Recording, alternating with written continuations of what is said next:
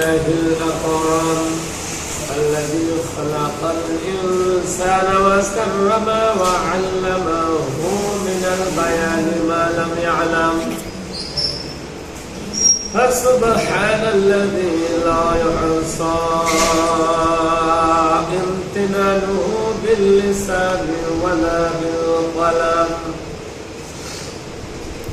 نشهد أن لا إله إلا الله وحده لا شريك له ونشهد أن سيدنا وسندنا وحبيبنا وطبيبنا وطبيب قلوبنا ومولانا محمدا عبده ورسوله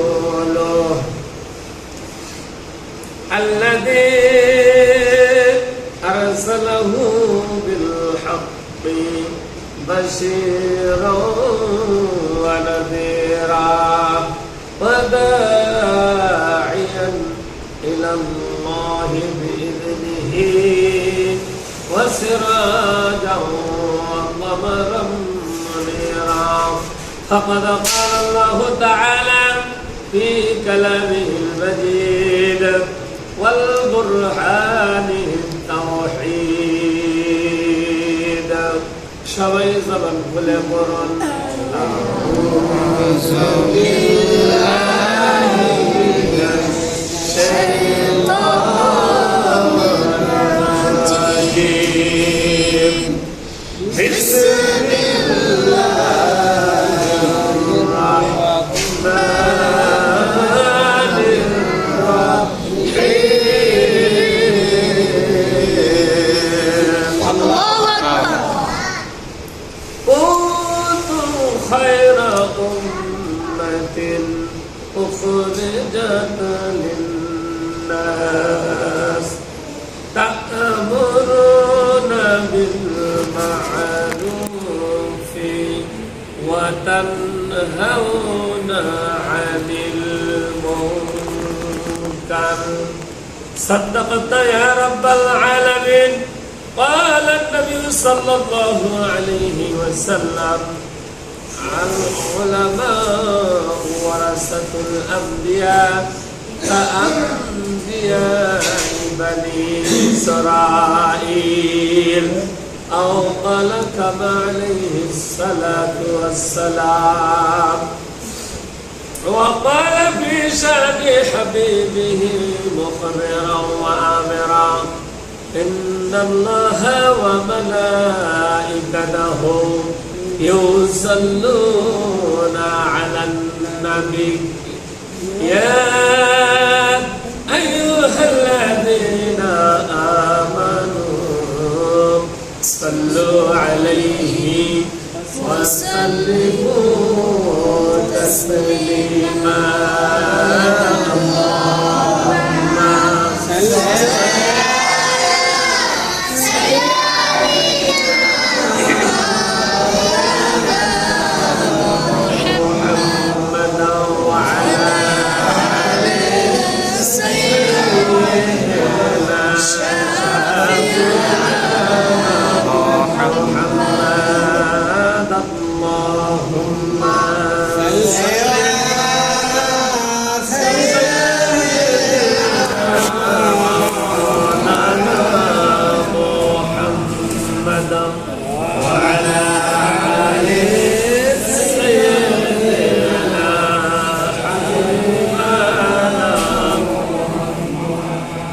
মরণের কথা স্মরণ কর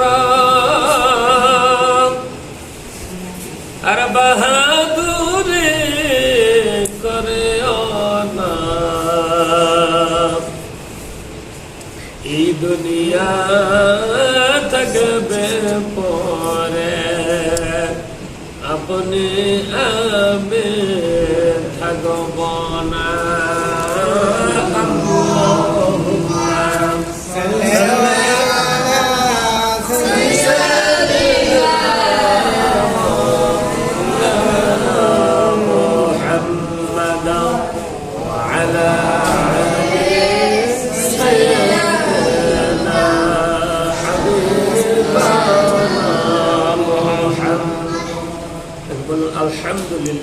আলহামদুলিল্লাহ। মুহাব্বতে জবান খুলে অন্তর থেকে আমরা কণ্ঠের সঙ্গে কণ্ঠের মিল রেখে একসঙ্গে আল্লাহ পাকের শুকর গুজার করছি যে আল্লাহ তাআলা আমাদেরকে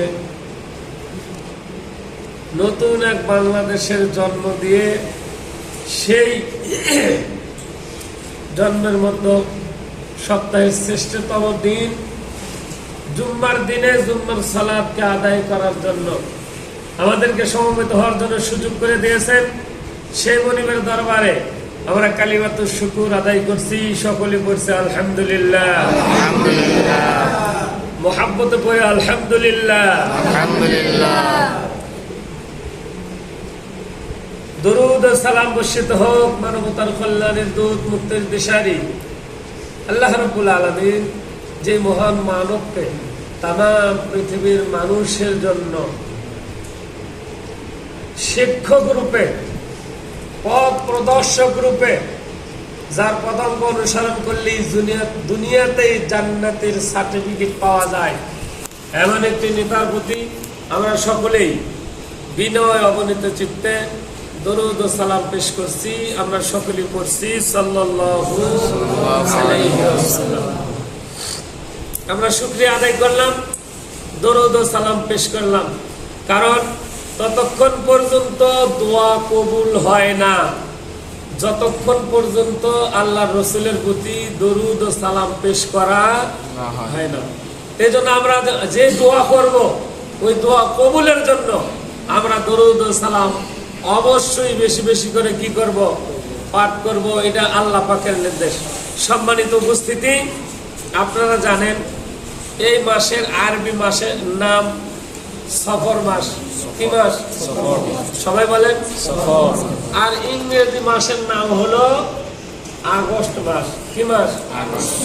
এই আগস্ট মাসের 14তম দিনে আল্লাহর এক মুহাক্কিক বান্দা, হক্কানি আলেম, বুজুর্গানে দিন, কোরআনুল কারীম থেকে যে তাফসীর করা যায়, কোরআনুল কারীম থেকে যে মানুষকে উপদেশমূলক, হিদায়াতমূলক কথাবার্তা বলা যায়, এই কথাবার্তা যিনি শিখায় গিয়েছিলেন বাংলাদেশের মানুষ নয়, শুধু তামাম পৃথিবীর অসংখ্য দেশে এই ইসলামের বাণী ছড়ায় দিয়েছিলেন, সেই মরহুম শহীদ আল্লামা দিলওয়ার হোসেন সাইদি হুজুরের প্রথম মৃত্যুবার্ষিকী।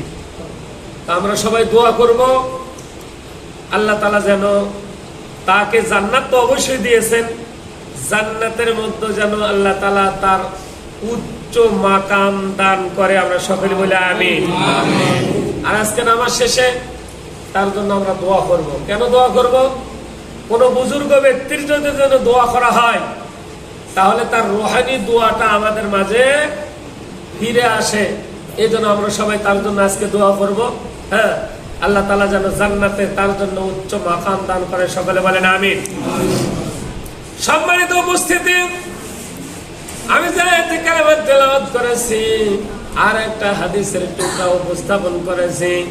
আল্লাহ রাব্বুল আলামিন তার পবিত্র কোরআনুল কারীমের মধ্যে আজ থেকে 1500 বছর পূর্বে আল্লাহ রাব্বুল আলামিন জিবরাইল ফেরেশতার মাধ্যমে আমাদের সেই নেতার প্রতি, সেই হাবিবের প্রতি, জনাবে আকায়ে নামদার তাজদারে মদিনা দুলালে আমিনার প্রতি যে বাণী নাজিল করেছিলেন, এই কোরআনুল কারীম নাজিল করার পর জানায় দিয়েছিলেন, কুনতুম খায়রা উম্মাতিন উখরিজাত লিন-নাস, তোমাদের মধ্যে একটা জাতি থাকবে, তোমাদের কওমের মধ্যে, তোমাদের দেশের মধ্যে, তোমাদের গ্রামের মধ্যে, তোমাদের মানে থানার মধ্যে একটা জাতি থাকবে। তারা কি করবে?